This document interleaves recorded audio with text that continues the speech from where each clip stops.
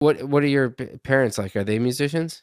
Not at all. My dad is a litigator for a law firm. My mother was a teacher. David's parents are starting to be questioned by authorities. His father, who is a lawyer and reportedly connected to Jeffrey Epstein's legal team, has allegedly filed documentation on behalf of himself, David's mother, and David's brother in an attempt to stop the courts from compelling them to appear and testify against their son. Whether this is a move to protect themselves legally or whether it is designed to buy David more time remains unclear. But either way, it is a significant development that deserves a very careful, very detailed look. So let's get into all of it. A user named Cassie Loves MFlow wrote on X recently, "I hate how everyone forgot about the David case." And honestly, that sentiment is completely understandable. Cases like this have a way of drifting out of the public conversation, pushed aside by the next headline, the next controversy, the next breaking story. But for Celeste Rivas Hernandez's family, this case has not drifted anywhere. It cannot. And for those of us who have been following every development closely since the beginning, there are updates happening right now that deserve serious, careful attention. Because it looks, according to sources closely following this case, like David's parents may be throwing him under the bus. They reportedly want nothing to do with his situation involving Celeste. And the way they are going about distancing themselves is, in itself, deeply revealing. So just like Neo, David's dad does not want to testify in front of this grand jury against his son. And he's filing this under the guise that him having to testify would be unconstitutional and against his liberty. Now, him citing due process could mean several different things. One, there was a lack of notice. He wasn't properly informed of why he was being summoned. Two, the summon is so broad and vague that they don't know how to prepare or what they are attending for. Or three, their right to silence. Testifying might force them to incriminate themselves or someone else that they are close to without proper protection.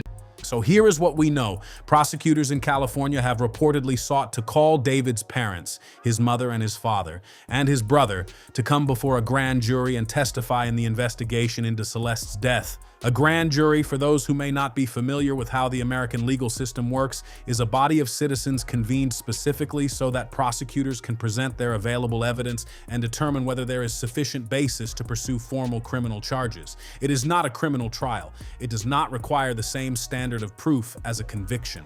What it requires is enough evidence, enough testimony, enough of a picture for a jury of ordinary people to look at what is being presented and say, yes, there is a reasonable basis here to move forward with charges. According to sources familiar with the proceedings, a grand jury in this case has reportedly been convened since at least November. Multiple witnesses have already appeared before it and testified. The investigation is not stalled, it is moving. And the next people prosecutors reportedly wanted to hear from were the people who know David Burke better than almost anyone else on earth. His own family. But David's family is not giving in without a fight, and it is worth pausing here to remember something important. David's father is himself a lawyer. He is not a man unfamiliar with courtrooms, with legal procedure, with the specific mechanisms that exist within the American justice system for pushing back against court orders and buying time. So when documentation was filed arguing that the family's due process rights had been violated by the summons to testify, this was not a frightened family fumbling through paperwork they did not understand. This was, allegedly, a calculated and deliberate legal maneuver, executed by someone who knows exactly which arguments to raise, exactly which procedural pressure points to apply, and exactly how much time can be purchased through a well-constructed filing. I knew it was cool if she hated it. I played it for her in the car, and she was like, "David, this song is too violent. You're talking about killing people in your music? No, not my son." And I was like, wait, I might be onto something, bro. So I dropped it right after that, and it went crazy. TikTok, viral, 1 million views overnight. I was like, oh yeah, we cooking, boy. David's father reportedly filed documentation on behalf of himself, on behalf of David's mother, Colleen, and on behalf of David's brother, Caleb Burke, all three of whom reside in Texas, arguing that their due process rights were violated by being asked to leave their home state and travel all the way to California to testify before a grand jury. The specific legal argument they are reportedly making centers on the affidavits. The family claims they were provided with redacted versions of the affidavits that were used to support the lower Texas court's order summoning them as witnesses. Because those affidavits were heavily redacted, the family argues that they were left without meaningful information explaining why they had been designated as material witnesses in the first place. and that without that information, they had no real opportunity to challenge whether that designation was legally appropriate or justified. In plain terms, they are reportedly claiming they do not know why they are being called. They do not know what kind of questions they would be asked. They do not know on what legal basis they have been identified as people whose testimony matters to this case, and they are apparently acting, at least in their legal filings, as though they had no meaningful knowledge of who Celeste Rivas Hernandez was or what connection she had to their son. And that posture of unfamiliarity, of distance, of claimed ignorance is something that many people following this case are finding very difficult to accept. And here is why. According to sources who have tracked this investigation closely, David's brother Caleb reportedly does know who Celeste is. The two have allegedly been photographed together at concerts previously. That is not the profile of a family member with no connection to the situation. That is the profile of someone who, if placed under oath and asked direct questions, might have answers that prosecutors very much want to hear. And if those answers would be damaging, either to David or to the family's own legal standing, then a filing designed to delay or prevent that testimony starts to look less like a principled due process argument and more like a strategic act of self-preservation. Now, there is another layer to David's father's professional background that has generated enormous discussion online and has left many people following this case genuinely unsettled. The Houston law firm where David's father reportedly works has alleged ties, through its broader professional network, to lawyers who represented the estate of Jeffrey Epstein. It is important to be precise here. This connection has not been formally established as a direct or personally significant relationship involving David's father specifically. Working at a firm with wide-ranging client affiliations does not automatically imply personal involvement in or endorsement of those affiliations. That is a basic and important legal principle. However, the alleged overlap between David's father's professional world and the legal machinery that surrounded one of the most infamous cases of elite predatory behavior in modern American history has understandably caught the attention of a great many people. Court today. Can you tell us anything about where you are in the case? Why is Neo being called as a witness? Why hasn't David been arrested, or where's David at? Can you tell us anything? As one person wrote on social media, people in these circles, they are always connected one way or another. That comment reflects a sentiment that has been expressed widely, and it is one that investigators and the public alike are taking seriously as context for understanding who David's father is and what resources and connections he may be drawing on in this fight. One observer on X wrote that they believed authorities were fully aware that David had access to skilled and well-connected legal counsel, and that this was precisely why no arrest had been made yet, that investigators were deliberately taking their time trying to build a case so airtight that no amount of legal maneuvering could dismantle it. It is a theory that has been echoed widely among people who have been watching this case develop over the past 5 months, and it is not an unreasonable theory. When the opposition has legal expertise, investigators have every incentive to be meticulous. There is also another dimension to David's father that is worth noting, because it adds yet another layer of complexity to the picture of this family. He is reportedly an active figure in religious life. Footage has surfaced of him preaching during a live stream at the Pentecostals of West Houston. He is, by all public accounts, a man of faith, someone who stands before a congregation and speaks about morality, about righteousness, about what it means to live in accordance with deeply held spiritual convictions. That image of who David's father presents himself to be publicly sits in extraordinarily sharp contrast with the legal maneuvers he is allegedly now employing to avoid answering questions under oath in a case involving the alleged murder of a 15-year-old girl. That tension between public righteousness and alleged private legal strategy is one that many observers have found deeply uncomfortable to sit with. But returning to the legal filing itself, because the procedural details genuinely matter here. Dawood Burke, Colleen Burke, Caleb Burke, all three in Texas. All three reportedly served with a subpoena requiring them to appear before a California grand jury as material witnesses. All three have allegedly pushed back, filing documentation arguing that the redaction of the supporting affidavits denied them the ability to understand and meaningfully challenge their designation. In response to that filing, a judge has reportedly been given 10 days to rule on whether the family is legally required to travel to California and appear. 10 days. And as many observers have pointed out, those are 10 more days that David Anthony Burke is living as a free man. Whether that time benefits the family's legal position, buys David additional time to prepare or maneuver, or accomplishes something else entirely remains to be seen. But the effect is the same regardless of the intent.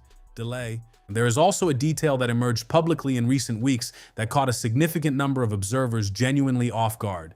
David's mother, Colleen, was reportedly photographed in public in Texas outside of a gun store. According to reports published by the Daily Mail, David's mom, Colleen Berg, has been spotted shopping at a Texas pawn and gun store. She was seen leaving the Tomble Pawn and Jewelry near Houston on Thursday, holding an instruction manual for an AR-15 semi-automatic rifle. She's the first person close to David to be seen since the news about Celeste broke. she was seen reading through a manual, specifically an AR-15 manual.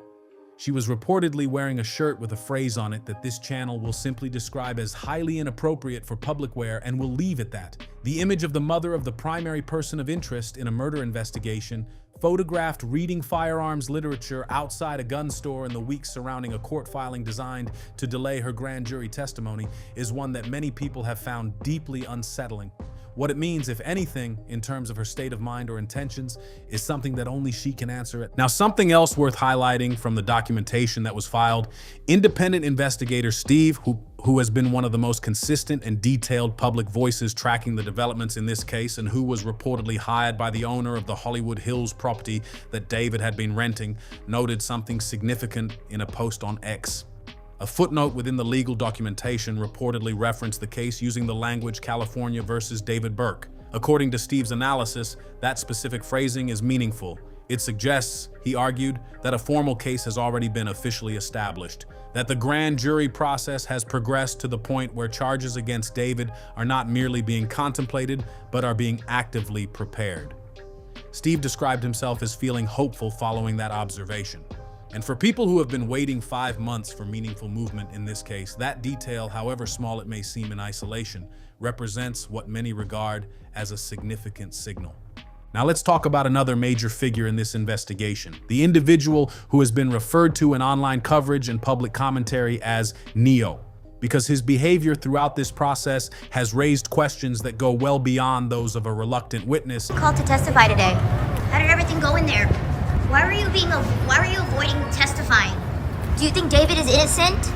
Is there anything you want to tell the public about the David case? Anything? Neo was reportedly arrested in Montana after allegedly fleeing there to his mother's home, specifically to avoid being compelled to appear in Los Angeles and testify in connection with this case. The decision to allegedly leave California entirely and travel to another state rather than simply appear voluntarily before investigators is not the behavior of someone with nothing to hide. It is the behavior, many observers have suggested, of someone who is acutely aware of how damaging their testimony could be, either for David, for themselves, or for both. Neo unfollowed David, and it appears that he has wiped his social media about 90% clean of David. So the fact that the police extradited him literally from Montana to LA to testify here, and he only spent 30 minutes on the stand. I mean, that tells me that he invoked the Fifth Amendment. I mean, I don't know this personally, of course, but I mean, you go through all of this trouble. Many people following the investigation have raised direct questions about the extent of Neo's alleged involvement, not just as a witness, not just as someone who might have known something, but as someone who may have had an active role in what allegedly happened to Celeste, including, according to speculation that has circulated widely online, the alleged disposal of her remains. Whether those suspicions are grounded in verified evidence or in public speculation is something that investigators are reportedly in a position to assess far better than anyone outside the investigation. Right? He's very close to David. David's manager, Robert Morgenroth, was on the stand for 3 days. This is not really adding up, Jesse, and I'm starting to get really worried here. I mean, this is taking long enough as it is, but you've got a little girl, you know, a minor child who was found in the trunk of a popular 20-year-old singer's car. I mean, what are we doing here? But the fact that those questions are being asked loudly and consistently by people tracking this case is itself significant. Neo did eventually appear before the grand jury, reportedly after being physically returned to California by law enforcement following his arrest in Montana. But here is where things get interesting. According to reports, his testimony, or whatever took place in that room, lasted only somewhere between 30 and 40 minutes, 30 to 40 minutes. Given the seriousness of this case, given the alleged depth of Neo's connection to David, given the months of effort that reportedly went into compelling his appearance, The brevity of that session struck virtually everyone following the case as remarkable. Deputy District Attorney Beth Silverman, who has reportedly been described in coverage as notably aggressive in her questioning of other witnesses in this investigation, was seen outside the courthouse on the day of Neo's appearance. She declined to comment to reporters, which, as legal observers were quick to note, is entirely appropriate and expected conduct for a prosecutor in an active investigation. Lawyers cannot speak to reporters about ongoing proceedings. That is not unusual, but the combination of her documented aggressiveness with other witnesses and the 40-minute duration of Neo's session left many people asking the same question. What happened in that room? The most widely circulated theory, noted by multiple observers on Reddit and across social media, is that Neo invoked his Fifth Amendment right throughout the session, repeatedly declining to answer questions on the grounds that his responses could potentially incriminate him. If accurate, that would explain entirely why the session was so brief. If a witness refuses to answer every substantive question, there is no testimony to gather, there is nothing left to do but end the session, and while invoking the Fifth is an absolute legal right, the circumstances under which it is invoked, in a murder investigation, by someone who allegedly fled the state to avoid appearing, tell their own story to anyone paying attention. This comes from Mark Garris, who said that law enforcement used a combination of cell phone and Tesla data along with location data from social media. And they keep bringing up this mysterious trip that David took to a remote area of Santa Barbara County in the middle of the night last spring, and investigators believe that Celeste's body may have been in the car. And they said that various data shows that the second suspect may have also been in the vehicle. Now, they didn't give a name, but as you may remember, the private investigator who saw the last person to drive David's Tesla posted this, asking, was it Neo? One commenter asked pointedly why Neo had faced no apparent legal penalty for his initial refusal to appear, noting the significant resources that were reportedly expended between the LAPD and Montana law enforcement to locate him, coordinate his return, and bring him back to California. The question of whether there should have been a contempt charge, a fine, some form of formal consequence for the months of delay his alleged flight caused, and is one that has been raised repeatedly and has not received a satisfying answer. Another observer on social media noted something that struck many people as oddly revealing about Neo's demeanor when he arrived at the courthouse. He made no apparent effort to conceal his identity, no sunglasses, no face covering, no attempt to avoid the cameras or the reporters gathered outside. He carried a backpack, which generated its own wave of commentary online about what he might have felt the need to bring to a grand jury appearance. And he appeared, to many observers, almost unbothered by the attention, almost comfortable in it. One person suggested he was deliberately trying to present himself as a carefree, innocent young person. Others were less charitable in their interpretation. Legal observers following the case have raised the possibility, most directly and explicitly, that Neo himself may fall within the scope of this investigation, not merely as a witness, but as a potential suspect. The range of questions that could theoretically be directed at someone with his alleged proximity to both David and the circumstances surrounding Celeste's disappearance and death is broad enough that invoking the Fifth Amendment would be a perfectly rational legal response if he had genuine reason to fear criminal exposure. And the fact that he allegedly fled the state rather than appear voluntarily suggests that at some level, he understood exactly what kind of questions were coming. Breaking news, a second suspect has officially been identified in the case of David and Celeste. We have some pretty big updates. So TMZ just released this article saying LAPD homicide detectives have now ID'd a second suspect in the death of Celeste, and it's someone who law enforcement says could be involved before, during, and after. Now, independent investigator Steve has continued to share his findings publicly on X, and his most recent posts have introduced a set of details that many observers consider among the most significant to emerge in months. Steve posted photographs that he described as having been taken on December 31st, 2024, New Year's Eve, at David's Hollywood Hills home around 10 o'clock in the evening.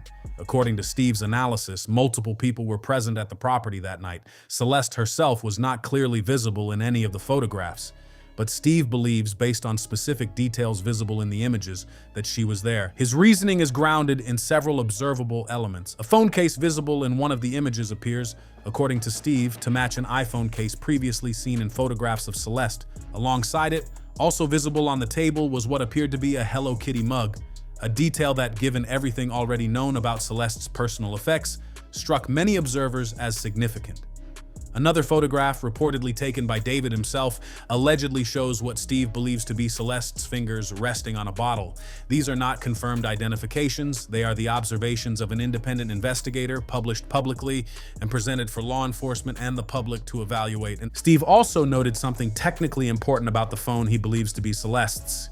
It appeared to be on the Wi-Fi settings screen in one of the images, and appeared to show it connected to a local network. Steve pointed out that while iPhones do use a private Wi-Fi address feature designed to protect user privacy, that private address remains fixed for any specific network, meaning the same device will always show the same address when connecting to the same router. This means that if law enforcement has access to the router logs from David's Hollywood Hills property, they can potentially determine exactly which devices were connected to that network on the night of December 31st, 2024, and compare that data against the statements each person has provided to investigators.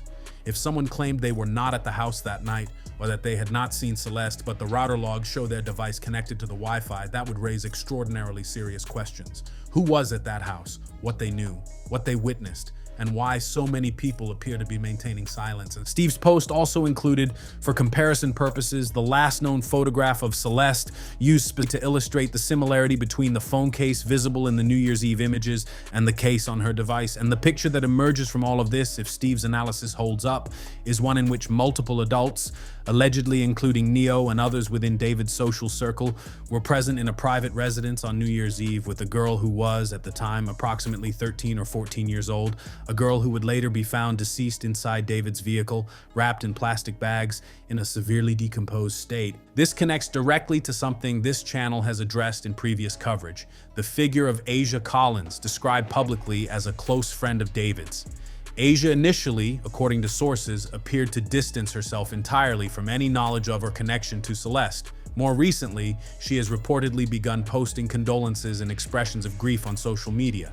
Many observers have interpreted that shift not as genuine mourning, but as a calculated attempt to reposition herself publicly to appear sympathetic and uninvolved in the aftermath of a situation she may have known far more about than she has ever publicly acknowledged. There is additional information regarding Asia and others connected to David's inner circle that this channel is aware of, but has chosen, for the time being, to keep off the record.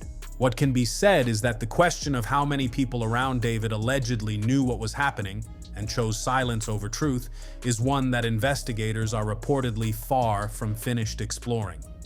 Some observers have also speculated that multiple individuals in this circle may be working with the same legal representation, a detail that, if accurate, would carry significant implications for how the investigation develops and whether collective legal strategy is being coordinated. What's up, everybody? It is David here. We are back with another David Prayers video. I know it's been a minute. Just got back from performing at the Cali concert. Shout out to Cali. But shout out to Jesus too. Today I'm going to talk about imposter syndrome as a Christian, especially in my eyes, how I view it. Sometimes, especially me doing music and things like that, it kind of gets hard to kind of navigate the bridge between your faith and your flesh. Stay focused. You don't gotta be distracted by The possibility of additional suspects has been raised explicitly and repeatedly in recent commentary around this case. The prolonged timeline, 5 months without an arrest, may not simply reflect the complexity of building a singular case against David alone. It may, sources suggest, reflect the possibility that prosecutors are methodically working to build cases against multiple individuals simultaneously. As one observer put it, this may not just be about arresting David, this may be about being ready to move on several people at once, so that no one has the opportunity to warn the others or coordinate a response. And now finally, the religious dimension of this story, because it is something that deserves to be addressed directly and carefully. David's father, as we have established, is a man who preaches publicly. He stands before a congregation. He speaks about faith, about righteousness, about living in alignment with deeply held moral convictions. David himself, in the period just before Celeste's body was discovered, reportedly operated a TikTok channel called David Prayers. He uploaded a video to that channel on September 1st, 2025. His car was reportedly towed on September 6th, one day before Celeste's birthday, which falls on September 7th. Her remains were discovered on September 8th. She was officially identified on September 17th, one day before Neo's birthday on the 18th. Whether those date alignments carry any meaningful significance beyond coincidence is something each viewer can assess for themselves. But what many people have found genuinely and deeply disturbing is the image of David recording and uploading religious content, apparently preaching, apparently presenting himself as a person of faith during a period when, according to investigators, the remains of a deceased teenager were allegedly concealed inside his vehicle. As one commenter stated plainly, "You cannot be right with God and hiding a dead teenager in your car at the same time." David's mother had reportedly expressed concern in the past about some of the lyrics he was writing and performing. His father walks in faith publicly, and yet here we are 5 months later with no arrest, with the family filing paperwork to avoid testifying, and with a 15-year-old girl's case still waiting for justice. The bottom line is this: 5 months in, no arrest. The family of the primary person of interest in this investigation is allegedly using every legal instrument available to delay or prevent their testimony under oath. A key witness allegedly fled the state, reportedly invoked his Fifth Amendment rights throughout a 40-minute grand jury session, and walked out of the courthouse having reportedly said nothing of substance. An independent investigator is raising detailed and technically grounded questions about who was present in that Hollywood Hills home on New Year's Eve of 2024, and whether digital evidence in the form of router logs could place multiple individuals at the scene in ways that would directly contradict statements already provided to investigators. The question of how many people around David knew what was allegedly happening and chose silence remains very much open. And the question of whether this investigation will ultimately result in charges against one person or several is one that legal observers are watching very carefully. Bro, Jesus got you. You gotta have that build a personal relationship with Jesus. Think of it like Jesus and his 12 disciples. His disciples were through all different types of walks of life: fishermen, tax collectors, people that was like, "Yo, Jesus, why you hanging out with that? With him?" Jesus does not dwell with people that think they're overly righteous or better than the next man. So when you look in the mirror and you're like, "Oh my gosh, why Jesus spending time working on me? I'm not worth it, da-da-da-da-da." You are worth it. Whatever the answer turns out to be, Celeste Rivas Hernandez deserves it. Her mother deserves it. Her brother, who was waiting for her to show up to a movie on April 5th, 2024, deserves it. A 15-year-old girl with Hello Kitty sandals and a tattoo on her right index finger and an entire life ahead of her, she deserves for every person who allegedly knew something and said nothing to face the full weight of what that silence means under the law. The case is open. The investigation is ongoing, and this channel will be here every single time there is something new to report. If this video gave you something to think about, please take a moment to like it, to share it, and to subscribe so you never miss an update on this case or any other we cover. Drop your thoughts in the comments below. What do you make of the parents' decision to fight the subpoena? What do you believe Neo is hiding? Do you think more arrests are coming? And do you think Asia Collins and others in David's circle will ultimately face consequences? We want to hear from you. Justice for Celeste. We will see you in the next one.